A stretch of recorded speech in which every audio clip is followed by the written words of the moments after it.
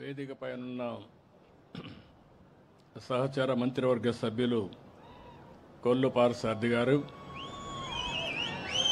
సహచ మంత్రివర్గ సభ్యురాలు సబిత గారు, గౌరవ పార్లమెంట్ సభ్యులు, వేదికపై ఉన్న పెద్దలు, ఈరోజు నేను జ్యోతిరావు పూలే చేయాలంటే ఎక్కడ చేస్తే బాగుంటుందని ఆలోచించినప్పుడు ఏదైతే ఎక్కువ వెనుకబడిన తరగతులుండే నియోజకవర్గం నూజివీడు, అందులో కూడా ఎక్కువ వెనుకబడిన వర్గాలుండే ప్రాంతం అరిగేపల్లి అనే ఉద్దేశంతో ఆగిరిపల్లి అనే ఉద్దేశంతో నేను నేరుగా ఈరోజు మీ గ్రామానికి వచ్చానంటే అది నా అదృష్టంగా నేను భావిస్తున్నా. ఈరోజు ఒక చరిత్ర ఎందుకంటున్నానంటే, ఒక సామాజిక సంస్కర్త, బడుగు బలహీన వర్గాల ఆరాధ్య దైవం మహాత్మా జ్యోతిరావు గోవిందరావు పూలే జయంతి చేసుకుంటున్నాం. చాలామంది పుడతాం, చాలామంది చనిపోతూ ఉంటాం. చనిపోయిన తర్వాత చాలామందిని మర్చిపోతాం. శాశ్వతంగా చరిత్రలో కొంతమందే మిగిలిపోతారు. ఈరోజు చూస్తే ఏప్రిల్ 11, 1827వ తారీఖున మహారాష్ట్రలో పూణేలో జన్మించినటువంటి పూలే గారు 2 ఏళ్లలో 200 సంవత్సరాలు జయంతి జరుపుకుంటాం. అంటే 200 సంవత్సరాల కంటే ముందు పుట్టిన వ్యక్తిని రోజు రోజుకు గుర్తుపెట్టుకుంటున్నామంటే, వాడవాడలో జయంతి ఉత్సవాలు చేస్తున్నామంటే అది ఆయన చేసిన త్యాగం, చూపించిన స్ఫూర్తి అని మరొకసారి మీ అందరికీ విజ్ఞప్తి చేస్తున్నా. అందుకే మనిషి జీవితం అనేది శాశ్వతంగా సమాజం గుర్తుపెట్టుకునే విధంగా, మనకు తోచిన విధంగా మనం కూడా ముందుకు పోవాలి. అలాంటి స్ఫూర్తి ప్రదాత పూలే గారని చెప్పి కూడా నేను మీకు తెలియజేస్తున్నా. ఆయన కూడా ఒక పేద కుటుంబంలోనే పుట్టాడు. సమాజ సేవతో అనునిత్యం ఆయన చేసిన పనులన్నీ కూడా మనం చూస్తే ఒక మహానుభావుడిగా మిగిలిపోయారు. అదే మాదిరిగా పేదలు, బడుగు బలహీన వర్గాలు, దళితుల హక్కుల కోసం పోరాడిన నేత పూలే గారు. ఈరోజే మనం చూస్తున్నాం, చాలామంది పేదవాళ్ళుగా ఉన్నారు. ఇప్పటికి కూడా వాళ్ళు గుర్తించి మనుషులు లేని సమస్యలో ఆడబిడ్డలు మిమ్మల్ని చదువుకోవడంలో ఇప్పుడు కూడా వెనకబడ్డున్నారు. మన రాష్ట్రంలో అయితే మొట్టమొదటిసారి మహిళలు చదువుకోవాలని ఆలోచించి మహిళా యూనివర్సిటీ పెట్టిన వ్యక్తి నందమూరి తారక రామారావు గారు. అలాంటిది శ్రీ విద్యకు మద్దతు లేని రోజుల్లో 1848లో తొలి మహిళా స్కూల్ పెట్టాడు. ఆ రోజుల్లో భార్యను చదివించి దేశంలోనే తొలి మహిళా అధ్యాపకురాలుగా చేసిన వ్యక్తి పూలే గారని చెప్పి కూడా నేను మీకు తెలియజేస్తున్నా. ఇప్పుడు కూడా మనకు ఆవిడ ఎప్పుడు ఆదర్శం. సావిత్రిబాయి పూలే గారు తొలి మహిళా అధ్యాపకురాలు. ఇంకో పక్క కుల వ్యవస్థ ఇప్పటి కూడా మనం అనుభవిస్తున్నాం. వివక్షత ఉంది. అందుకనే ఈరోజు ఎస్సీ ఎస్టీ అట్రాసిటీ యాక్ట్ వచ్చింది. రేపు ఎల్లుండో వెనుకబడిన వర్గాలను అవమానం చేయకుండా బీసీ ప్రొటెక్షన్ యాక్ట్ కూడా తీసుకొచ్చే బాధ్యత ఈ ప్రభుత్వం తీసుకుంటాం. అలాంటిది నేను ముఖ్యమంత్రి అయిన తర్వాత సమైక్య ఆంధ్రప్రదేశ్లోని జస్టిస్ పొన్నయ్య కమిషన్ వేసి ఈ యొక్క ఎస్సీ ఎస్టీలని అంటరాని వారిగా చూడకూడదని, అది నేరమని ఒక చట్టం తీసుకొచ్చామని చెప్పి కూడా నేను మీకు తెలియజేస్తున్నాను. ఇంకో పక్క జ్యోతిరావు పూలే గారు ఒక ఆదర్శం. అంబేద్కర్ గారు ఆయన్ని ఆదర్శంగా తీసుకొని సామాజిక న్యాయం కోసం, సమానత్వం కోసం ఎనలేని కృషి చేశారు. ఇంకో పక్క ఆ రోజుట్లోనే మీరు చూస్తే బాల్య వివాహాలు, చిన్నపిల్లలకే పెళ్ళిళ్ళు చేసేవాళ్ళు. భర్త చనిపోతే భార్య కూడా సతీ సహగమనం చేసేవాళ్ళు. ఇలాంటివి చేస్తూ ఉంటే అలాంటి మూఢ నమ్మకాలపైన రాజీ లేని పోరాటం చేశాడు, ఉద్యమాలు చేశాడు. అనాథ బాలికలకు ఎవరైనా పెళ్లి కాకుండా పిల్లల కంటే కూడా వాళ్ళను కూడా ఆదర్శంగా తీసుకొని వాళ్ళందరికీ ఆశ్రమాలు కల్పించిన వ్యక్తి పూలే గారని చెప్పి నేను మీకు తెలియజేస్తున్నా. రైతుల అప్పులపైన పోరాడాడు, రైతుల్లో చైతన్యం తీసుకొచ్చాడు. తక్కువ ఖర్చు పెట్టాలి, ఎక్కువ ఆదాయం సంపాదించాలని రైతుల్లో కూడా రైతుల కోసం పోరాడిన వ్యక్తి పూలే గారు. సమానత్వం, మానవతా విలువలు, విద్యా హక్కులు ఇలాంటి విషయాలలో ముందుకు పోయారు. మీరు ఒక్క విషయం గుర్తుపెట్టుకోవాలి, ఒకసారి చరిత్ర నెమరేసుకోవాలి. చరిత్రలో ఏం చేశారు ఎవరని ఆలోచిస్తే మీలో ఒక చైతన్యం వస్తుంది. భవిష్యత్తుకు మన ప్రణాళికలు తయారు చేసుకునే పరిస్థితి రావాలి. మీరు ఒకసారి చూసినప్పుడు తెలుగుదేశం పార్టీ వచ్చే వరకు వెనుకబడిన వర్గాలకు న్యాయం జరగలేదు. ఈ రాష్ట్రంలో నేను గర్వంగా చెప్పగలుగుతున్నా, వెనుకబడిన వర్గాలకు న్యాయం చేసిన ఏకైక పార్టీ, చేస్తున్న ఏకైక పార్టీ తెలుగుదేశం పార్టీ. ఇదొక చరిత్ర. అందరికీ అన్ని విధాల సహకరించే రోజుల్లో వెనుకబడిన వర్గాలు పూర్తిగా నష్టపోయారని, వీళ్లకు గుర్తింపు లేదని గుర్తించిన వ్యక్తి నందమూరి తారక రామారావు గారని చెప్పి నేను మీకు తెలియజేస్తున్నా. అక్కడి నుంచి ఉద్యోగాల్లో 33% రిజర్వేషన్లు పెట్టాం. అదే మాదిరిగా ఏవైతే స్థానిక సంస్థల్లో 33% రిజర్వేషన్లు పెట్టాం. ప్రత్యేకమైన కార్యక్రమాలకు బీసీలు తీసుకొచ్చాం. ఇలాంటి కార్యక్రమాలు మీరు చూస్తే అనేక కార్యక్రమాలు తీసుకొచ్చి ఇప్పుడు కూడా నేను చెప్తున్నా, తెలుగుదేశం పార్టీకి వెన్నెముక వెనుకబడిన వర్గాలు, అలాంటి వెన్నెముక అయినటువంటి వెనుకబడిన వర్గాల్ని పూర్తిగా ఆదరించే బాధ్యత తెలుగుదేశం ప్రభుత్వానిది, పార్టీది. ఈరోజు ఎన్డీఏలో ఉన్న మిత్రపక్షాలు ముగ్గురం కూడా, నేను కానీ మా మిత్రుడు జనసేన అధినేత పవన్ కళ్యాణ్ కానీ, బీజేపీ దేశ ప్రధాని నరేంద్ర మోడీ గారు కానీ, మేమందరం కూడా వెనుకబడిన వర్గాల కోసం పనిచేస్తున్నాం. న్యాయం చేసే పార్టీ ఎన్డీఏ అని చెప్పి కూడా నేను మీకు తెలియజేస్తున్నా. 1988లో నాయి బ్రాహ్మణ్ ఫెడరేషన్ పెట్టాం. 2016లో ఎంబీసీ ఫెడరేషన్ పెట్టాం. ఈరోజు దగ్గర 140 వర్గాలు ఉన్నారు, 140 కులాలు ఉన్నాయి. వీళ్ళందరి కోసం 50-55 కార్పొరేషన్లు పెట్టిన పార్టీ తెలుగుదేశం పార్టీ అని చెప్పి కూడా నేను మీకు తెలియజేస్తున్నాను. ఇలాంటి కార్యక్రమాలు చేసి మీరు ఎక్కడన్నా సమావేశాలు కావాలంటే దానికి కూడా మీ అందరి కోసం జిల్లాల వారీగా బీసీ భవన్లకు శ్రీకారం చుట్టాం. ప్రత్యేక ప్రణాళిక కూడా తీసుకొచ్చిన పార్టీ తెలుగుదేశం పార్టీ అని చెప్పి కూడా నేను మీకు తెలియజేస్తున్నా. ఇంకో పక్కన మీరు చూస్తే మొట్టమొదటిసారిగా 2000 ఎన్టీ రామారావు గారు ఉన్నప్పుడు వెనుకబడిన వర్గాలకు రెసిడెన్షియల్ స్కూల్స్ తీసుకొచ్చారు.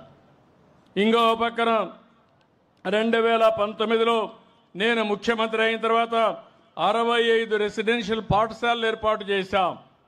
నా ఆలోచన ఒకటే, అన్ని వర్గాలతో సమానంగా, అవసరమైతే అన్ని వర్గాల కంటే మిన్నగా ముందుండే విధంగా వెనుకబడిన వర్గాలను తయారు చేయడమే ఈ ప్రభుత్వ ఆలోచన ధ్యేయం అని చెప్పి కూడా నేను మీకు తెలియజేస్తున్నా.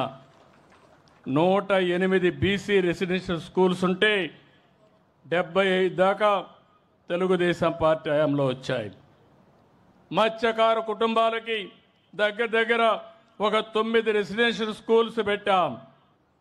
కొన్ని స్కూల్స్ ఉంటే ఇవన్నీ కూడా జూనియర్ కాలేజీలుగా చేసి ముందుకు పోయే పరిస్థితి తీసుకొచ్చాం. వెనుకబడిన వర్గాల పిల్లల్లో మాణిక్యాలున్నారు. సరైన చేయూతిస్తే బ్రహ్మాండంగా రాణించే అవకాశాలుంటాయి. అందుకే ఈ ప్రభుత్వం ఎవరైనా విదేశాల్లో ఏ యూనివర్సిటీ చదువుకోవాలన్నా ఒక్కొక్కరికి 15 లక్షల రూపాయలు సబ్సిడీ చదివించిన ప్రభుత్వం ఈరోజు ప్రస్తుతం ఉండే ప్రభుత్వం అని చెప్పి కూడా నేను మీకు తెలియజేస్తున్నా. సివిల్స్ కానీ రాష్ట్ర స్థాయిలో ఉండే గ్రూప్ 1కి కానీ ట్రైనింగ్ ఇవ్వడానికి కూడా ప్రత్యేకమైన శ్రద్ధ పెట్టాం. ఇంకో పక్కన మీరు చూస్తే 405 కోట్ల రూపాయలు సంక్షేమ హాస్టల్ కోసమే ఖర్చు పెడుతున్నాం. ఇంకో పక్క 76 కోట్లు పెండింగ్ ఉంటే నేను ఒకటే మంత్రి గారు చెప్పాను, ఎవరైనా సరే కొంత వెయిట్ చేస్తాం కానీ ఈ ప్రభుత్వానికి మొదటి ప్రాధాన్యత వెనుకబడిన వర్గాల సంక్షేమం. దీంట్లో ఏమాత్రం కూడా నిర్లక్ష్యం లేకుండా పనిచేస్తామని హామీ ఇచ్చాను. ఇంకో పక్క మీరు చూస్తే ఆంధ్రప్రదేశ్ మొత్తం తెలుగు రాష్ట్రాల్లో బీసీ స్టడీ సర్కిల్స్ పెట్టాం. సివిల్ సర్వీస్ కోసం కోచింగ్ సెంటర్లు పెట్టాం. ఇలాంటివి మీరు చూసినప్పుడు అమరావతిలో కూడా పర్మనెంట్గా సివిల్ సర్వీస్ కోచింగ్ సెంటర్ ఏర్పాటు చేస్తున్నాం. దానికి కూడా 500 మందికి ఒక్కొక్క బ్యాచ్లో ట్రైనింగ్ ఇచ్చే ఏర్పాట్లు చేస్తున్నాం. రేపు డిఎస్సి వస్తుంది. డిఎస్సిలో ఎక్కువ మంది బీసీలు పాస్ కావడానికి ప్రత్యేకంగా 5720 మందికి శిక్షణా కార్యక్రమాలు పెట్టి వారికి ఎక్కువ ఉద్యోగ అవకాశాలు కల్పిస్తాం. బీసీల కోసం ఒక ప్రణాళిక తీసుకొచ్చాం, ఉప ప్రణాళిక తీసుకొచ్చాం. ఎస్సీలకు సబ్ ప్లాన్ ఉంది, ఎస్టీలకు సబ్ ప్లాన్ ఉంది. అదే మరిగా బీసీలకు కూడా ఒక సబ్ ప్లాన్ తీసుకొచ్చి దగ్గర ఈ సంవత్సరం 48,000 కోట్ల రూపాయలు బీసీల సంక్షేమానికి ఖర్చు పెడతామని చెప్పి కూడా నేను మీకు తెలియజేస్తున్నా. ఇంకో పక్క ఆదరణ 1 తీసుకొచ్చాం. ఇప్పుడు ఆదరణ 1, 2 కూడా పూర్తి చేశాం. ఇప్పుడు ఆదరణ 3 కింద ప్రతి సంవత్సరం ఒక 1000 కోట్ల రూపాయలు ఖర్చు పెట్టి ముందుకు వెళ్తాం. నేను ఒకటే ఆలోచించాను, అన్ని వర్గాలు పైకి రావాలి, అందరినీ ఆర్థికంగా పైకి తీసుకురావాలి. షెడ్యూల్ కులాలు ఉన్నాయి, వాళ్లకు ఇబ్బందులు ఉన్నాయి, వాళ్లకు న్యాయం చేస్తాం. అదే మరి షెడ్యూలు తెగలున్నారు, వీళ్ళు అడవుల్లో ఉంటారు, ఇంకా అనాగరికంగా చాలా బాధపడుతున్నారు, వాళ్ళ కోసం పనిచేస్తాం. మైనారిటీ సోదరమణులు ఉన్నారు, మైనారిటీలు కూడా ఆర్థికంగా వెనుకబడ్డారు. ముస్లిమ్స్లో చాలామంది పేదవాళ్ళు ఉన్నారు, వాళ్ళను కూడా గుర్తించి వారి అభివృద్ధి కోసం కూడా పనిచేస్తున్నాం. అదే సమయంలో వెనుకబడిన వర్గాలను చూస్తే ఈరోజు మీరు కుల వృత్తులు పోయినాయి, చేతి వృత్తులు దెబ్బతింటున్నాయి. అందుకే నేను ఆలోచిస్తున్నా, మీ ఆదాయాన్ని పెంచడానికి ప్రత్యేకమైన కార్యక్రమాలకి శ్రీకారం చుట్టాం. స్వర్ణకారుల కోసం ప్రత్యేకమైన కార్పొరేషన్ ఏర్పాటు చేశాను. ఇంకో పక్క మీరు చూస్తే కళ్ళు గీత కార్మికులకి మద్యం షాపుల్లో 10% రిజర్వేషన్లు చేసి 50% వాళ్ళు ఫీజులు కట్టి తద్వారా వచ్చిన డబ్బులు వాళ్ళు ఖర్చు పెట్టుకునే విధంగా వాళ్ళకి ఎక్కువ ఆదాయం వచ్చే విధంగా ఏర్పాటు చేశాం. అదే మరి చేనేత కార్మికులకు మీరు చూస్తే ఏదైతే హ్యాండ్లూమ్ ఉంటే 200 యూనిట్లు కరెంటు ఉచితంగా ఇస్తున్నాం. పవర్ లూమ్స్ ఉంటే 500 యూనిట్ల కరెంటు ఉచితంగా ఇస్తున్నాం. ఇంకో పక్కన ఎవరైతే చేనేత బట్టలు నేస్తే జీఎస్టీ కూడా రాయితీ చేశాం. ఇవన్నిటికి కూడా 896 కోట్ల రూపాయలు సబ్సిడీకి కేటాయించాం. ఈరోజు వెనుకబడిన వర్గాలు ఎవరన్నా ఇల్లు కట్టుకుంటే అదనంగా 50,000 రూపాయలు వాళ్ళకి సబ్సిడీ ఇస్తున్నామని చెప్పి కూడా నేను మీకు తెలియజేస్తున్నా.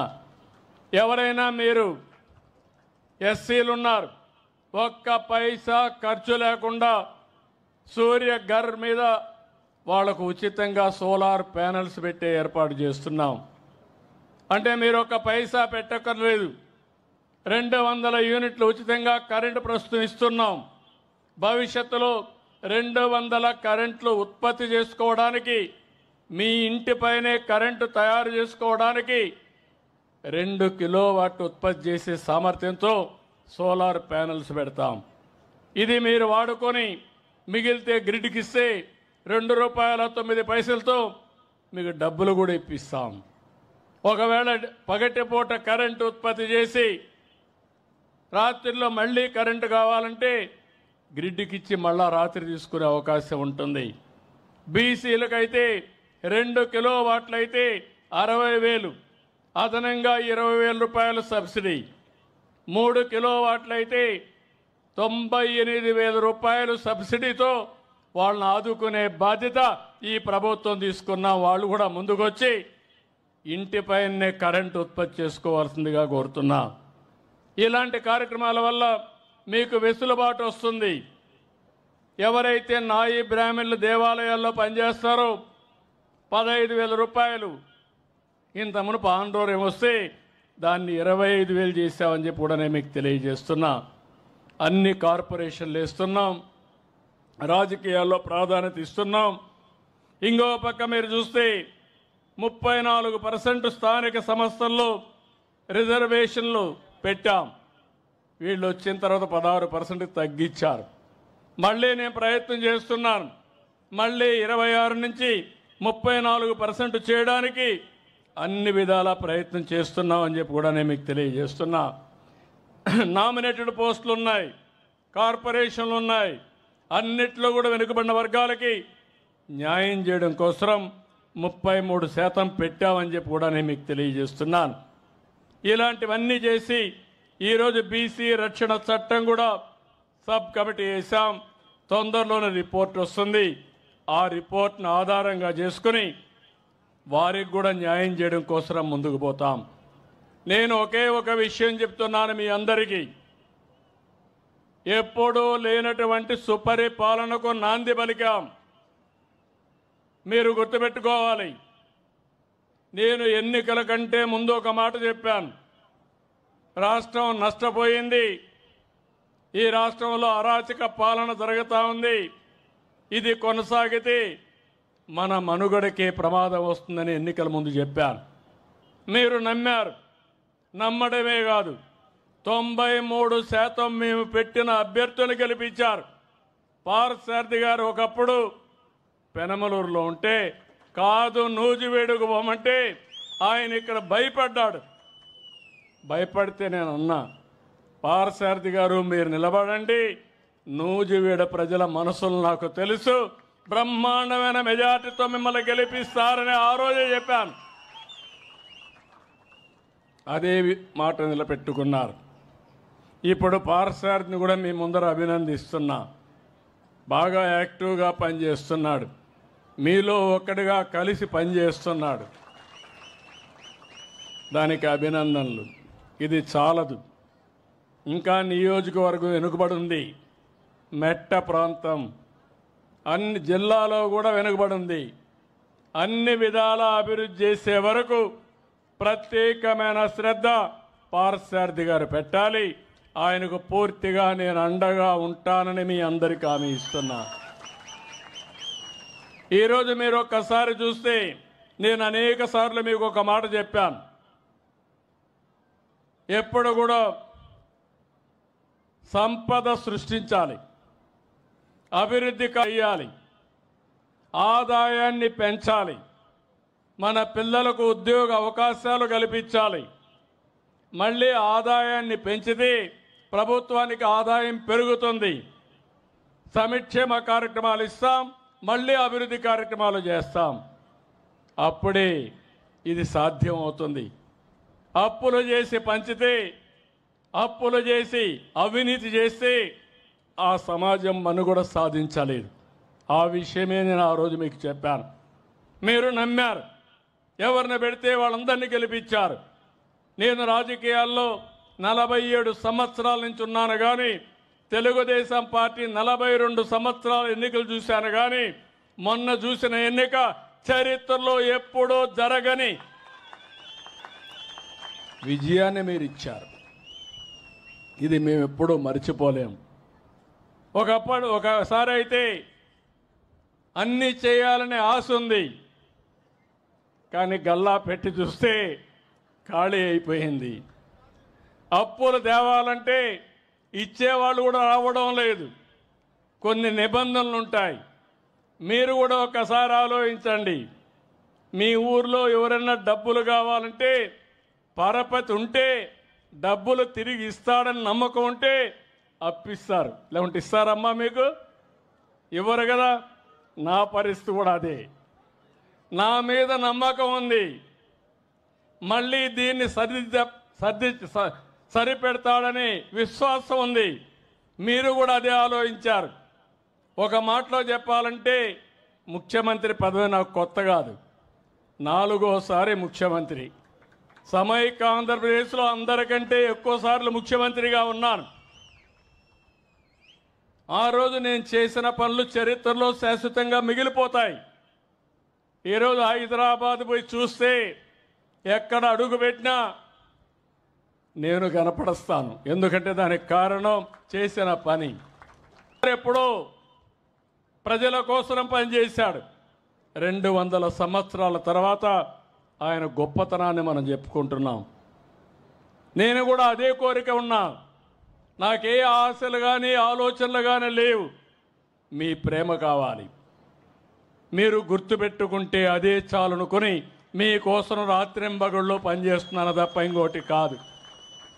ఈరోజు అందుకనే మీరు చూస్తే దేశంలో ఎక్కడా ఇవ్వని విధంగా సంక్షేమ కార్యక్రమాలకు నాంది పలికాను. నేను సూపర్ 6 చెప్పాను. అన్నిటికీ ఒక్కొక్కటే ఇచ్చుకుంటూ ముందుకు పోతున్నాం.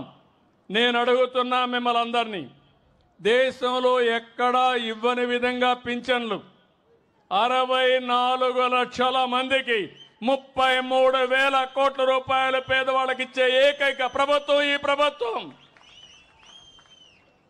4,000 మన తర్వాత ఇచ్చేది తెలంగాణలో 2,600 లేకుంటే 2,006 రూపాయలు. అట్లా 4,000 ఇస్తున్నాం. 6,000 దివ్యాంగులకు ఇస్తున్నాం. కిడ్నీ పేషెంట్లు ఉంటే 10,000 ఇస్తున్నాం. మంచానికే పరిమితం అయితే మానవతా దృక్పథంతో 15,000 ఇస్తున్నాం.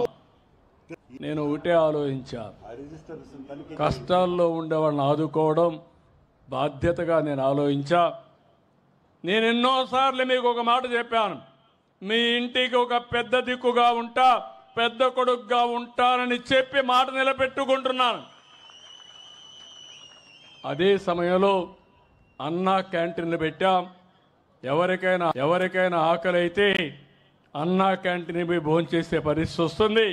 తొందరలో మీ గ్రామంలో కూడా అన్నా క్యాంటీన్ తప్పకుండా వస్తుంది. ఇది కాకుండా మీరు ఒకసారి చూస్తే మా ఆడబిడ్డలు డాక్రా సంఘాలు నేనే పెట్టాను. పొదుపు ఉద్యమం నేనే నేర్పించాను. ఈరోజు మీ దగ్గర డబ్బులు ఉన్నాయంటే గర్వంగా తలెత్తుకొని తిరగలుగుతున్నారంటే అది డాక్రా సంఘాలు నా మానస పుత్రిక అని చెప్పి కూడా నేను మీ అందరికీ తెలియజేస్తున్నా. ఈరోజు వాళ్ళందరినీ ఇంటి ఒక పారిశ్రామికవేత్త చేయాలనుకుంటున్నాను. ఒక ఎంఎస్ఎంఈ పెట్టించాలనుకుంటున్నాను. ప్రత్యేకమైన ఈ సంవత్సరం 1,00,000 మంది మహిళల్ని పారిశ్రామికవేత్తలుగా చేసే బాధ్యత తీసుకున్నాం. ఇది కాకుండా ఇంకొక పక్కన దీపం నేనే పెట్టా. ఆ రోజు ఆలోచించాను, మా తల్లి కట్టెల పొయ్యితో బాధపడేది, పొగంతా కడుపులో వచ్చేది. చిన్నప్పుడు నేను చూశాను. నా తల్లి పడిన బాధ నా చెల్లెళ్ళు అక్కలు ఎవరు పడకూడదనే ఉద్దేశంతోనే 96-97లోనే దీపం కనెక్షన్ ఇచ్చాను. వంట గ్యాస్ సిలిండర్లు ఇచ్చా. ఇటీవల ధరలు పెరిగాయి, మీ కష్టాలు వచ్చాయి. మీ ఖర్చులు తగ్గించడానికి దీపం 2 కింద సంవత్సరానికి 3 సిలిండర్లు ఉచితంగా ఇస్తున్నాం. రేపో ఎల్లుండో తల్లికి వందనం కూడా ఇస్తాం. ఎంతమంది పిల్లలుంటే అంతమంది పిల్లలకి మా ఆడబిడ్డలను కోరుతున్నాను. ఈ గ్రామంలో నేను లెక్కలు చూశాను. మామూలుగా ఒక భార్యాభర్తకి 2 పిల్లలు ఉండాలి. 2 కంటే తక్కువ ఉంటే జనాభా తగ్గిపోతుంది. 2 కంటే ఎక్కువ ఉంటే జనాభా పెరుగుతుంది, నిలకడగా ఉంటుంది. ప్రపంచమంతా జనాభా తగ్గిపోతా ఉంది. ఇప్పుడు మన రాష్ట్రంలో కూడా 1.5 అంటే 1.5 1.6కు వచ్చాం. ఇదే కానీ రేషియో కంటిన్యూ అయితే 2030-35 నుంచి జనాభా పెరగదు, తగ్గిపోతుంది. రేపు రాబోయే రోజుల్లో మీ ఊరు కూడా ఉండదు. ఆ విషయం మీరు గుర్తుపెట్టుకోవాల్సిన అవసరం ఉంది. ఎందుకంటే అగ్రిపల్లిలో జనాభా తగ్గుతూ వస్తే కొన్ని రోజుల తర్వాత పెద్ద ఊరు కాబట్టి కొన్ని రోజులు ఉంటుంది. 6-7 వేలు జనాభా ఉంది, లేదంటే 10,000 జనాభా ఉంది, ఓటర్లు 7,000. కానీ ఒక రోజు పోయిన తర్వాత జనాభా తిరుగు ముఖం పడితే చాలా సమస్యలు వస్తాయి. ఇక్కడ 1.7 ఉంది, అంటే ఒక కపుల్కి 1.7 సంతానం ఉంది ప్రస్తుతం. ఇది 2కు పెరగాలి.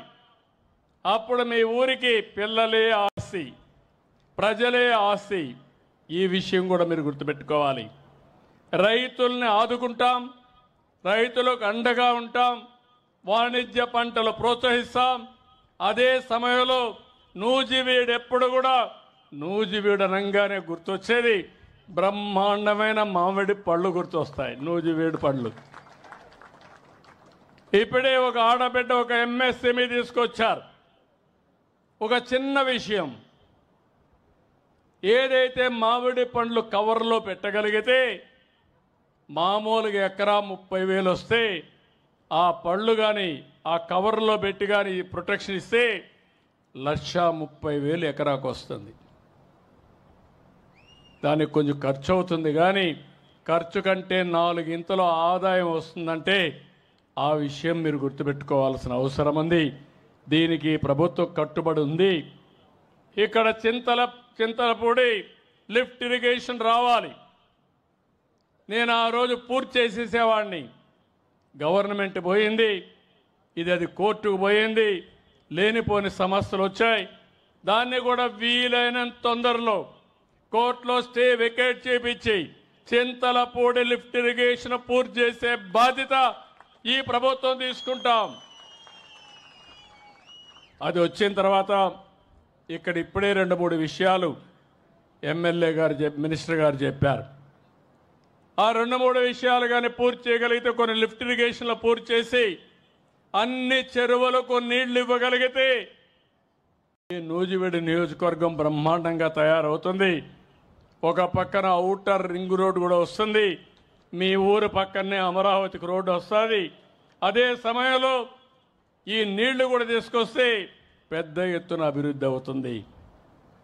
ఇది కాకుండా 20,000 రూపాయలు అన్నదాత కింద ఇస్తానని చెప్పాం. నేను ఇప్పుడు కూడా హామీ ఇస్తున్నాను, ఎన్డీఏ ప్రభుత్వం తప్పకుండా రైతులకు ఇస్తాం. కేంద్రం 6,000 ఇస్తుంది, మిగిలిన 14,000 రూపాయలు 3 ఇన్స్టాల్మెంట్లో మే నుంచే ప్రారంభించి మీకు పూర్తి చేసే బాధ్యత నాది. మత్స్యకారులకు 20,000 రూపాయలు ఇస్తాం. వేట నిషేధ సమయంలో వాళ్ళని ఆదుకోవడానికి ముందుకు పోతామని చెప్పి కూడా నేను మీకు తెలియజేస్తున్నా.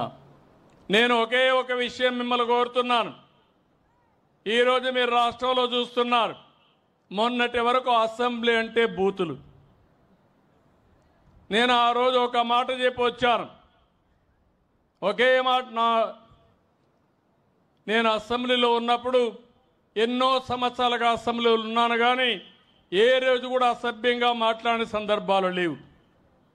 రాజకీయ నాయకులు హోరీగా పోరాడతాం, ప్రజల కోసం పోరాడతాం, ప్రజాహితం కోసం పనిచేస్తాం. అలాంటి సందర్భంలో నన్ను అవమానం చేసినప్పుడు నేను ఒకటే మాట చెప్పాను, ఇది గౌరవ సభ కాదు, కౌరవ సభ. మళ్ళీ గౌరవ సభ చేసేదానికి క్షేత్రస్థాయిలో పనిచేసి గెలిచి అసెంబ్లీలో అడుగు పెడతా అన్నాను, పెట్టాను. మళ్ళీ చూశాను, ఎక్కడ చూసినా ఆడబిడ్డల పైన అసభ్యంగా పోస్టులు పెట్టడం సోషల్ మీడియాలో. నేను రాజకీయాలు సేవల కోసం చూశాను. ఇప్పుడు రాజకీయాలు దిగజారిపోయినాయి. సోషల్ మీడియా వచ్చింది. ఇష్టానుసారంగా నేరస్తుల అడ్డాగా మారిపోయే పరిస్థితి వచ్చింది. అందుకే నేను ఒకే మాట చెప్పాను, ఈ మాటకు కట్టుబడి ఉన్నా. ఎవడైనా సరే సోషల్ మీడియాలో క్యారెక్టర్ అసాసినేషన్ చేస్తే అదే చివరి రోజుగా మీకుంటుందని హెచ్చరిస్తున్నా. గౌరవప్రదంగా బతకనియండి. సమాజంలో మీకు చేతనైతే విలువలు నేర్పించండి. మీకు చేతనైతే సమాజ హితం కోసం పనిచేయండి. ఆదాయం పెంచండి. ఆరోగ్యాన్ని పెంచడానికి పనిచేయండి. లేకపోతే చేత కాకపోతే ఇంట్లో పడుకోండి. పిల్లలకు నేరాలు నేర్పించండి. రౌడీజం నేర్పించద్దండి. ఇది మంచి పద్ధతి కాదని కూడా హెచ్చరిస్తున్నా. నేను చాలా ఏళ్ళు చూసా. ఒకసారి నేనే మోసపోయా. ముఖ్యమంత్రిగా ఉన్న నిద్రలేసి చూశాను. ఎవరైతే వివేకానంద రెడ్డి గుండెపోటుతో చనిపోయాడు. నేను అనుకున్న పాపం మన ప్రత్యర్థి ఆయన గుండెపోటు చనిపోయాడు అని అనుకున్నాను.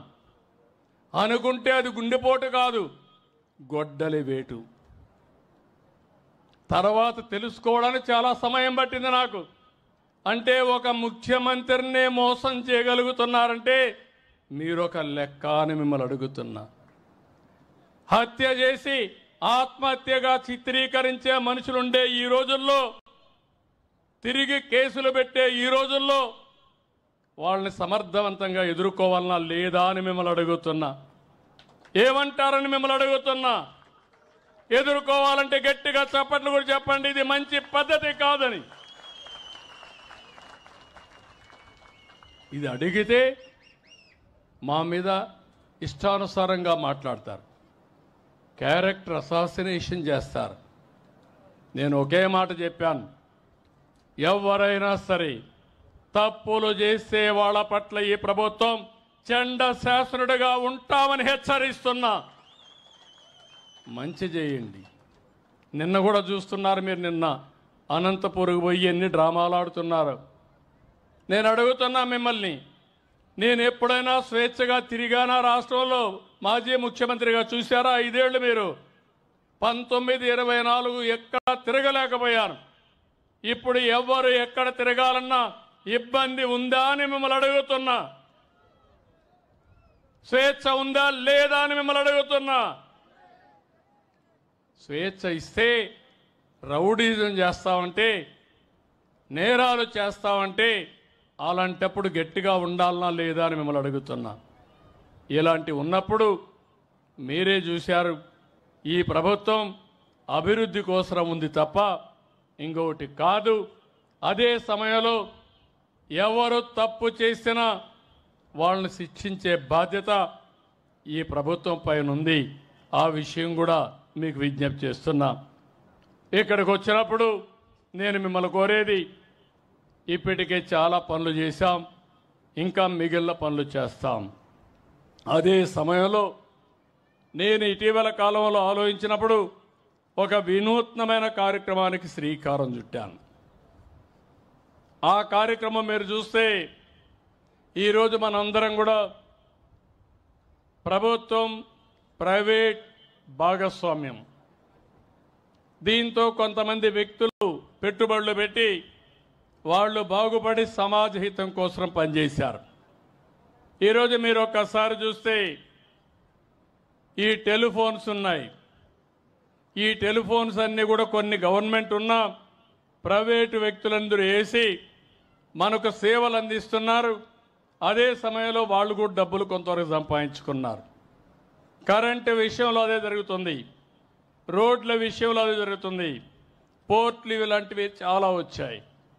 ఈరోజు నేను ఆలోచించిన విధానం ప్రభుత్వం ప్రైవేట్ పీపుల్ భాగస్వామ్యంతో మిమ్మల్ని అందరినీ ఆదుకునే కార్యక్రమానికి శ్రీకారం చుట్టాను. జీరో పావర్టీ అన్నాను. తెలుగులో ఎతికాను కానీ మంచి పేరు దొరకలేదు. అందుకే ఇదే బాగా అర్థమవుతుందని జీరో పావర్టీ అన్నాను. అదే సమయంలో 2 విషయాల్లో ముందుకు పోయాం. మార్గదర్శి, బంగారు కుటుంబం. మార్గదర్శి అంటే ఎవరైతే మీకు మార్గాన్ని చూపిస్తారో, మీతో అనుసంధానమయ్యి మీ ఇంటికి సహకరిస్తారో వాళ్ళని మార్గదర్శిగా పెట్టుకున్నాం. అదే సమయంలో ఎవరైతే బాగా పేదవాళ్ళుగా ఉన్నారో వాళ్ళని బంగారు కుటుంబాలుగా పెట్టుకున్నాం. మీకు అవకాశాలు వస్తే ఇప్పుడు మేము ఇక్కడ ఉన్నాం. ఇక్కడే నూజివీడు ప్రభాకర్ గారు ఉన్నారు. ఈ నియోజకవర్గంలో పుట్టాడు. నూజివీడు సీడ్స్ పెట్టాడు, టెక్స్టైల్స్ పెట్టాడు, అనేక పరిశ్రమలు పెట్టాడు. దగ్గర ఒక 5,000 కోట్ల రూపాయల టర్నోవర్కి రీచ్ అయ్యాడు.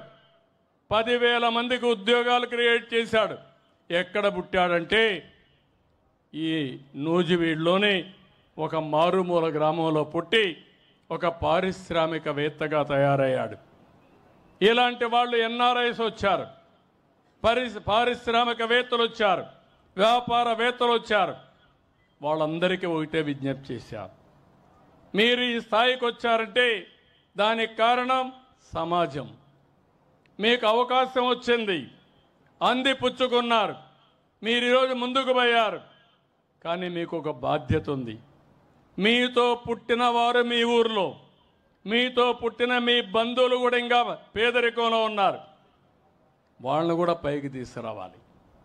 డబ్బులు అనేటివి, సంపద అనేటివి అందరికీ మెరుగైన జీవన ప్రమాణాలు రావాలి. అంతేగాని సంపద కొంతమందికే పరిమితమై మిగిలిన వాళ్ళు తినడానికి తిండి లేకుండా, చదివించుకోవాలంటే పిల్లలకు డబ్బులు లేకుండా, ఇంకో పక్క అనునిత్యం సమస్యల సుడిగుండంలో చాలా బాధపడుతూ ఉండడం కరెక్ట్ కాదు. దానికోసమే నేను ఒక వినూత్నమైన కార్యక్రమం, పైనుండే 10 మంది, కింద నుండే 20 మందికి చేయూతనివ్వాలి. ప్రజలే ఆస్తి. ఈరోజు ప్రభాకర్ రావు కుటుంబంలో, నూజివీడు ప్రభాకర్ గారి కుటుంబంలో వాళ్ళ తండ్రి ఇచ్చిన ఆస్తి కాదు, ఆ కుటుంబానికి ఆయనే ఒక ఆస్తి. ఎందుకంటే ఆయనకు ఒక ఆలోచన వచ్చింది. వాళ్ళ నాన్న చదివించాడు, చదివించిన తర్వాత ఆలోచన వచ్చింది, సీడ్స్ ఫ్యాక్టరీ పెడితే విత్తనాలు ఉత్పత్తి చేస్తే డబ్బులు వస్తాయనే ఆలోచనతో పారిశ్రామికవేత్త అయ్యాడు. ఆదాయాన్ని సంపాదించాడు. అంటే వాళ్ళ నాన్న ఇచ్చిన వ్యాపారం కాదు, కొంతమందికి తల్లిదండ్రులు వ్యాపారాలు ఇస్తారు, కానీ ఆయన సొంతంగా చేశాడు. అంటే ఆయనలో కొన్ని శక్తి సామర్థ్యాలు ఉన్నాయి, అవకాశాలు వచ్చాయి. అలాంటి వ్యక్తి ఈ గ్రామాన్ని దత్తత తీసుకొని మీకు కూడా అండగా ఉండమని చెప్తున్నా. దీనికి ఒక ఉదాహరణ ఇచ్చాను. అంబేద్కర్ గారు చదువుకోవాలనుకున్నాడు, 12వ సంతానం. ఆ రోజుల్లో షెడ్యూల్ కులాలంటే అంటరానితనం ఉంది, ఎవరు కూడా అండగా ఉండే పరిస్థితి లేదు. అప్పుడు ఆలోచిస్తే బరోడా మహారాజు ఆ రోజు బాంబేలో చదువుకోవాలంటే నెలకు 12 రూపాయలు ఇచ్చాడు. ఆ 12 రూపాయలు చదువుకున్నాడు. లండన్కు పోవాలంటే నెలకు $11 ఆ రోజు డబ్బులు ఇచ్చాడు. దాంతో ఆయన మనం చూస్తే రాజ్యాంగాన్ని రాసే ఒక పెద్ద వ్యక్తిగా తయారయ్యాడు, గొప్ప మేధావిగా తయారయ్యాడు. ఒకవేళ ఆ రోజు బరోడా మహారాజు గారిని సహకరించకపోతే అయ్యుండొచ్చు, అవ్వకుండా ఉండొచ్చు. ఈరోజు అబ్దుల్ కలాం ఉన్నాడు. అబ్దుల్ కలాం ఈ దేశంలో ఒక అత్యున్నతమైనటువంటి రాష్ట్రపతి. ఆయన ఎంపికలో కూడా నేను కూడా భాగస్వామ్యం అయ్యా. అది నా పూర్వ జన్మ సుకృతంగా నేను భావిస్తున్న ఒక మంచి వ్యక్తిని ఎంపిక చేసిన దానికి. అలాంటి వ్యక్తికి అయ్యంగార్ ఎక్కడైతే ఆయన ఉండే రామేశ్వరంలో అండగా నిలబడ్డాడు. ఆ రోజు బ్రాహ్మిన్స్ ఎవరైతే ఉన్నారో వాళ్ళు ఇలాంటి శుద్రుల దగ్గర కానీ ముస్లింల దగ్గర కానీ ఇంటికి రానిచ్చే పరిస్థితి లేకపోతే అండగా నిలబడి ఆయనకు అన్ని విద్యలు నేర్పించాడు. అయితే ఆయనే చెప్పాడు. దానివల్ల ఆయన ఒక అచంచలమైన వ్యక్తిగా తయారయ్యాడు, శాస్త్రవేత్తగా తయారయ్యాడు. భారతదేశంలోని ఒక మేధావిగా ఒక అధ్యక్ష పదవికే రాణించే పరిస్థితికి వచ్చాడు. ఇలాంటి సంఘటనలు చాలా ఉన్నాయి. రామకృష్ణ పరమహంస వల్ల వివేకానందుడు తయారయ్యారు. అందుకని నేను కూడా ఆలోచించింది ప్రజలే ఆస్తి. ఈరోజు నేను ఒక ఇంటి 2 ఇళ్ళు తిరిగాను. 2 ఇళ్ళు తిరిగితే ఒక యాదవ కుటుంబం, తండ్రికి 2 పిల్లలు, వాళ్ళిద్దరికీ ఒకరికి 3 పిల్లలు, ఒకరికి 2 పిల్లలు. ఆ ఇంటికి పోయినప్పుడు 3 బర్రెలు, ఒక 20 గొర్రెలు. ఇది వాళ్ళ ఆస్తి. నేను అడిగాను, మొదట తండ్రి తల్లి ఉన్నారు, ఆయన కొంచెం వికలాంగుడు కూడా, కొద్దిగా కాలు ఇరిగిపోతే ఇప్పుడు దివ్యాంగుల పెన్షన్ 6,000 రూపాయలు ఇస్తున్నాం. ఆయన నేను అడిగాను, ఏంటంటే మా తండ్రి నాకు నేర్పించాడు గొర్రెలు మేపమని. నేను గొర్రెలు మేపుతున్నా, ఇప్పుడు 3 ఆవులు పట్టుకున్నా, దానికి గడ్డ వేస్తే కొన్ని పాలు వస్తాయి. మా వృత్తి పాలు, గొర్రెలు మేపుకోవడం. నేను ఆయన కొడుకున్నాడు, కొడుకుని నువ్వేం చేసావని అడిగాను. కొడుకు కూడా గొర్రెలు మేపుకుంటున్నాడు. ఇప్పుడు గొర్రెలు మేపితే ఏమవుతుంది, ఆ 20 గొర్రెల్ని తీసుకొని ఊరు తిరగాలి, అక్కడే మంద పెట్టాలి. ఇంకా ఆదివారం లేదు, శనివారం లేదు, పెళ్ళిళ్ళు లేవు, పండగలు లేవు, వాళ్ళ జీవితాంతం అదే పని. నేను అడిగితే ఆ కుర్రాడు అనింది, ఇంటి దగ్గర గొర్రెలు ఉన్నాయి, మీ ఊర్లోనే ఊరి పక్కన మంచి షెడ్లు కట్టి గొర్రెలను అక్కడ పెట్టి తిప్పే పని లేకుండా గడ్డి వేసి మేపే ఫామ్ క్రియేట్ చేస్తే నీకు ఇష్టమా అని అడిగా. తండ్రికి ఇష్టం లేదు. కుర్రవాడు అన్నాడు, ఇది మంచి పద్ధతి సార్, నాకు ఇష్టమే అన్నాడు. నేను ఆయన పిల్లలున్నారు, 2 కూతుర్లు, 2 అడిగాను. ఒకరు డాక్టర్ కావాలని, ఇంకొకరు ముఖ్యమంత్రి కావాలని. ఎందుకంటే నేను వచ్చాను కాబట్టి నన్ను చూసి నేను కూడా మీ మారికి కావాలని ఆ పాప చెప్పే పరిస్థితి వచ్చింది. అంటే పిల్లల్లో ఆలోచనలు మారాయి, కోరికలున్నాయి. ఆ కోరికలు తీర్చే సత్తా తల్లిదండ్రులకు లేదు. అవునా కాదా అని మిమ్మల్ని అడుగుతున్నా. మీ పిల్లల్ని బాగా చదివిస్తే మట్టిలో మాణిక్యాలు. దానివల్ల మీ కుటుంబాలు బాగుపడతాయి, దేశం రాష్ట్రం బాగుపడుతుంది. నేను అందుకే ఈరోజు ఈ కార్యక్రమం తీసుకొచ్చాను. ఈరోజు నేను ఇక్కడుండే మార్గదర్శుల్ని మీకు అప్పచెప్తున్నాను. ఈ ఊర్లో 206 కుటుంబాలు అత్యంత వెనుకబడిన కుటుంబాలు. ఇది కూడా ఇంకొక విషయం కూడా మిమ్మల్ని కోరుతున్నా, ఎవరైనా మీలో మేము కూడా బాగుపడాలంటే మీరు స్వచ్ఛందంగా ముందుకు వస్తే మిమ్మల్ని కూడా ఈ కార్యక్రమంలో భాగస్వాములు చేసుకుంటాం. జీరో పావర్టీ P4 కింద పెట్టి మీకు కూడా సహకరించే బాధ్యత తీసుకుంటాం. ఒకవేళ నేను ఎంపిక చేసిన వాళ్ళు మాకు ఇష్టం లేదంటే అది మీ ఇష్టం. నేను ఒకటే కోరుతున్నా, గుర్రాన్ని తొట్టి దగ్గర తీసుకుపోయి నీళ్లు తాగిపిస్తాం, తాకపోతే ఏం చేయగలుగుతాం? బలవంతం చేయలేం. నేను ప్రభుత్వం ఇచ్చే అన్ని కార్యక్రమాలు మీకు ఇస్తాను, అది కూడా చెప్తున్నాను. నేను ఒక పక్కన మీరు ఒకసారి గుర్తుపెట్టుకోవాల్సింది, భవిష్యత్తులో నేను ఒక వినూత్నమైన కార్యక్రమాలకు శ్రీకారం చుట్టాను. ఆ కార్యక్రమాలు మీరు చూసినప్పుడు ప్రతి ఒక్క ఇంటికి, గ్రామాలైతే 3 సెంట్లు ఇంటి జాగా ఇస్తాను. ఎవ్వరు ఎక్కడ కూడా ఇగ్నోర్ కాకుండా 5 సంవత్సరాల తర్వాత ప్రతి ఒక్కరి ఇంటికి ఇంటి జాగా ఇచ్చి ఇండ్లు కట్టించిన తర్వాతనే మళ్ళీ మీ ఎలక్షన్లో ఓటు కోసం మీ దగ్గరికి వస్తాం. దీంట్లో మీకు ఎవ్వరికి అనుమానం అవసరం లేదు. ఇల్లు కట్టే కార్యక్రమం పెద్ద ఎత్తున చేస్తాం, అందరికీ ఇళ్ళు కట్టిస్తాం. ఆ ఇండ్లు కూడా నివాసయోగ్యమైన ఇళ్ళు కడతాం. మొన్న మీరు చూశారు, ఇండ్లు కడతామని ఎక్కడో తీసుకుపోయి అనుకూలం కాని ఇంటి జాగాలు మీకు ఇచ్చే పరిస్థితికి వచ్చారు. ఈ ఊర్లో 55 మందికి ఇంటి జాగాలు లేవు, ఇండ్లు లేవు. 1728 కుటుంబాలకు ఉన్నాయి. ఈ 55 మందికి హామీ ఇస్తున్నా, కలెక్టర్కి ఆదేశాలు ఇస్తున్నా, ఎంత ల్యాండ్ కావాలనో ల్యాండ్ ఎక్విజిషన్ తీసుకుని ఇమ్మీడియట్గా ఇళ్లు కట్టే బాధ్యత జిల్లా యంత్రాంగానికి అప్పచెప్తున్నా. 1752 ఇండ్లు మరుగుదొడ్లున్నాయి. 31 ఇండ్లలో మరుగుదొడ్లు లేవు. దీనికి 6 నెలలు టైం. మళ్ళీ మరుగుదొడ్డి లేదంటే ఇక్కడే చాలా బాగా చెప్పాడు మనాడు ఉపన్యాసం మా గ్రామ సెక్రటరీ. ఈ 31 మందికి వ్యక్తిగత మరుగుదొడ్లు కట్టే బాధ్యత అప్పచెప్తున్నా. అదే మాదిరిగా 1753 మందికి ఇంటింటికి నీళ్లున్నాయి. ఒక 30 మందికి లేవు. ఆ 30 మందికి నీళ్ళు ఇచ్చే బాధ్యత అప్పచెప్తున్నా. 1783 మందికి అందరికీ కరెంట్ ఉంది. వాళ్ళందరినీ కోరుతున్నా, సోలార్ పెట్టుకోండి, ఖర్చులు తగ్గిపోతాయి.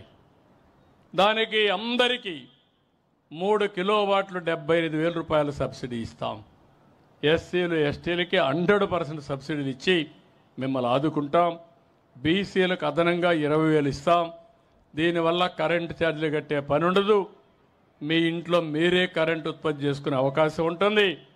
మీ మోటార్ సైకిల్కి కూడా మీరు ఛార్జ్ చేసుకోవచ్చు. మీ కారు ఉంటే కారుకు కూడా ఛార్జ్ చేసుకోవచ్చు.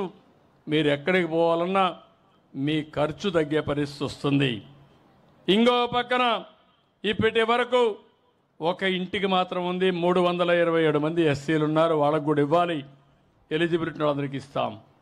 1783 మందికి గ్యాస్ ఇచ్చాం. అందరికి ఉన్నాయి. ఇందులో ఎలిజిబుల్ ఉండే అందరికీ ఉచితంగా 3 గ్యాస్ సిలిండర్లు ఇస్తాం. 267 ఇండ్లకు మాత్రం ఇంటర్నెట్ ఉంది. 1516 ఇండ్లకు ఇంటర్నెట్ లేదు. అందరికీ ఫోన్లు ఉన్నాయి. నేనే ఫోన్లు తీసుకొస్తే ఆ రోజు ఎగతాళి చేశారు. కానీ ఇప్పుడు ఫోన్లు లేకపోతే నేను అడిగాను, ఏ ఇంటికైతే వెళ్ళానో గొర్రెలు మెప్పుకుంటున్నావు, నువ్వు సెల్ ఫోన్ వాడతావా అని అడిగాను. బ్రహ్మాండంగా వాడతాను సార్ అన్నాడు. సెల్ఫీ తీస్తావా అన్నాడు. బ్రహ్మాండంగా తీస్తాను సార్ అన్నాడు. అంటే 10వ తరగతి చదువుకున్నావు, ఇంకెందుకు నువ్వు చదువుకోవడం లేదని అడిగా. అవసరమైతే గొర్రెల మేపుతూనే చదువుకోవచ్చు. మీలో కూడా ఇక్కడ ఆడబిడ్డలు ఉన్నారు. ఆ ఇంట్లో 2 ఆడబిడ్డలను చూశాను. 2 కూడా యంగ్స్టర్స్ 10వ తరగతి వరకే చదువుకున్నారు.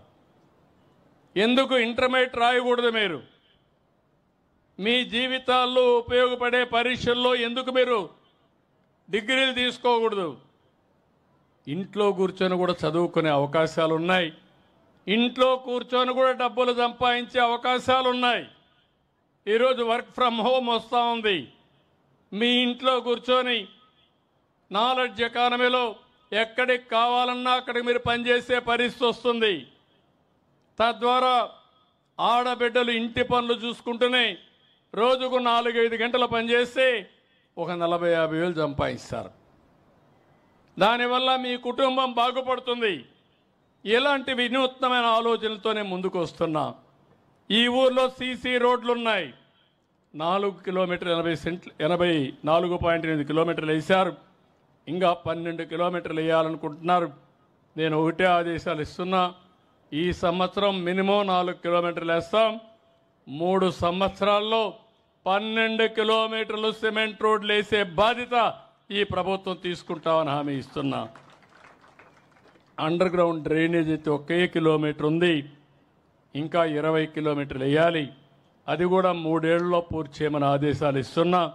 దానికి కావాల్సిన నిధులు కూడా ఇస్తాం. 356 స్ట్రీట్ లైట్స్ ఉన్నాయి. ఇంకా ఒక 150 కావాలి. అవి కూడా పెట్టేయమంటున్నారు. సాలిడ్ వేస్ట్ అయితే మొత్తం తీస్తున్నారు. చెత్తంతా తీసిపోయే కార్యక్రమం పెట్టారు. ఇంకో పక్క కమ్యూనిటీ సోక్ పిట్స్ అయితే 1 ఉన్నాయి. ఇంకొక 3 కావాలి. ఆ 3 కూడా పూర్తి చేస్తాం. అంటే మీరు గుర్తుపెట్టుకోవాల్సిన ఆలోచన, ఒక పరిశుభ్రమైన గ్రామాలు, చెత్త నుంచి కాంపోస్ట్ తయారు చేయడం, చెత్త ప్రతిరోజు కలెక్ట్ చేయడం, దీన్ని ఒక పద్ధతి ప్రకారం కాంపోస్ట్ యార్డుకి తీసుకెళ్ళి కాంపోస్ట్గా తయారు చేయడం. ఇంకో పక్కన చెత్త నుంచి రీసైక్లింగ్ కూడా చేసే పరిస్థితి వస్తుంది. సర్క్యులర్ ఎకానమీ కింద ఈరోజు మీరు ప్లాస్టిక్ వాడతారు. ఆ ప్లాస్టిక్ పొలాల్లో వేస్తే పశువులు తింటే పశువుల ఆరోగ్యం కూడా దెబ్బతింటుంది. దాంతో పండిన పంట మనం తింటే మన ఆరోగ్యం కూడా దెబ్బతింటుంది. అందుకనే మళ్ళీ ఇదంతా కూడా రీసైక్లింగ్ తీసుకెళ్తాం. మీ బాటిల్స్ కానీ, గ్లాసులు కానీ, లేకపోతే ఎలక్ట్రానిక్ వేస్ట్ కానీ, మీ సెల్ ఫోన్లన్నీ మళ్ళా రీసైక్లింగ్ కూడా తీసుకుపోయే అవకాశం ఉంటుంది. దాన్ని కూడా వర్కౌట్ చేస్తున్నాం. ఇక్కడికి వచ్చినప్పుడు నేను ఇక్కడ 206 కుటుంబాలు ఉన్నారు. ఎక్కువ సమయం ఉండేదానికి అవకాశం ఉంది. కానీ ఈరోజు ఒంటిమిట్ట రాముని యొక్క ఏదైతే శ్రీరామ నవమి అక్కడ పోయి నేను బట్టలు ఇవ్వాల్సిన అవసరం ఉంది. కరెక్ట్గా 5 గంటలకు మళ్ళా ఒంటిమిట్టకి వెళ్ళాలి. ఇది అవుతాను. ఇంకొక పార్టీ మీటింగ్ కూడా ఉంది. నేను ఇక్కడ ఒక 2-3 బంగారు కుటుంబాలను మాట్లాడిస్తాను. ఒక 2-3 ఎవరైతే మార్గదర్శులు ఉన్నారో వాళ్ళు మాట్లాడిస్తా. మీకు అందరికీ ఇప్పటికే ఒక అవగాహన వచ్చి ఉంటుంది. ఒక 10 కుటుంబాలు తీసుకుంటే వాళ్ళ శక్తి మేరకు ఆ 10 కుటుంబాలని ఎప్పటికప్పుడు అండగా ఉండి ఏం చేస్తే మీ ఆదాయం పెరుగుతుందో మీకు ఒకసారి సూచనలు ఇవ్వడమే కాకుండా మీకు చేదోడుగా ఉండి ఎప్పటికప్పుడు చేపట్టవలసిన బాధ్యత వాళ్ళపైన ఉంటుంది. ఇప్పుడు నేను చెప్పాను, ఒక కుటుంబంలో ఒక అమ్మాయి MBBS చేయాలంటుంది. ఆ అమ్మాయిని బాగా చదివించే బాధ్యత మార్గదర్శకులకు అప్పచెప్తాను. ఒక 5 సంవత్సరాలు లేకపోతే ఒక 7-8 సంవత్సరాలు చదివిస్తే ఆ కుటుంబం యొక్క భవిష్యత్తు మారిపోతుంది. ఇలాంటి కార్యక్రమాలకు శ్రీకారం చుట్టాం. ఇప్పుడు నేను ఇక్కడే మా బంగారు కుటుంబాలు ఏ కుటుంబాలు ఉన్నాయో పేర్లు ఇవ్వండి. వాళ్ళని ఒకసారి పిలిచి మార్గదర్శకుడు మాట్లాడిస్తాను. రమ్మ, ముందుకు రమ్మ. ఓకే ఓకే తమ్ముడు, ఉండు కసోపుడు మాట్లాడదాం. ఉండు మాట్లాడు. నారా చంద్రబాబు గారికి ధన్యవాదాలు. నేరుగా చూసి మాట్లాడమ్మా. నీ పేరు చెప్పు. నా పేరు పక్కకు రా, అక్కడే అరవద్దు. నా పేరు ప్యారీ రేష్మ. మా దాగిరిపల్లి మండలం. గట్టిగా మాట్లాడమ్మా. మా దాగిరిపల్లి మండలం ప్యారీ రేష్మ.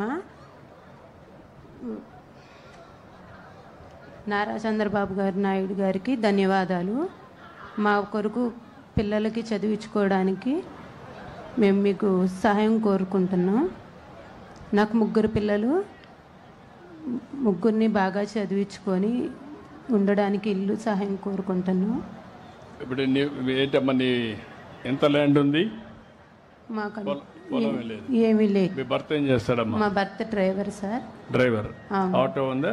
లేదు, బయట డ్రైవర్గా పనిచేస్తాడు. అవును సార్. ఓకే, అంటే డ్రైవర్గా డబ్బులు సంపాదించి మిమ్మల్ని అందరినీ పోషిస్తున్నారు. నువ్వేం పని చేస్తావు? నేను ఇంట్లో ఉంటాను సార్. ఇంట్లోనే ఉంటావు. అవును. నువ్వేం చదువుకున్నావమ్మా? 7th class. 7th క్లాస్ చదువుకున్నావు. మీ ఇంట్లో ఇంకెవరు ఉంటారు? పెద్ద పాప ఇంటర్ చదువుతుంది. చిన్న పాప 9th కంప్లీట్ సార్. బాబు 7th కంప్లీట్. మేము 5 మెంబర్సే ఉంటాం. Intermediate, 9th, 7th class. అవును సార్. ఆస్తులు ఏమి లేవు? లేవు. నువ్వేం వ్యాపారం కూడా లేదు? లేదు. భర్త సంపాదించే మేము అందరూ ఇల్లు ఉందమ్మా?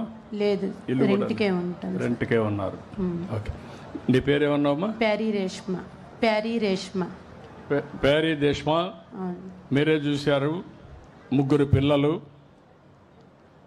3 పిల్లలు కూడా ఒకరు ఇంటర్మీడియట్ అమ్మాయి, రెండో అమ్మాయి 9, అబ్బాయి 7వ తరగతి.